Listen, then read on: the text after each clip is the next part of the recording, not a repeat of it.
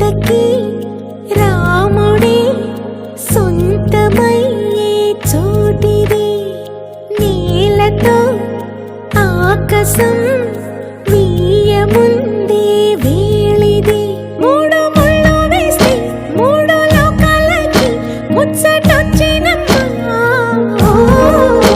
ఏడు అంకలేస్తే ఏడు జన్మాలకి వీడదీసిటమ్మా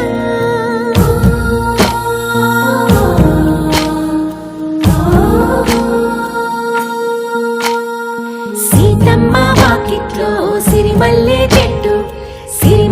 చెట్టుపై చిలక వారింది చిలకమ్మ ముద్దుగా చెప్పిందో మాట ఆ మాట విన్నవా రామ అంటుంది రామ రామ అన్నది ఇంకా? సీత చెప్పు. నువ్వే చెప్పు.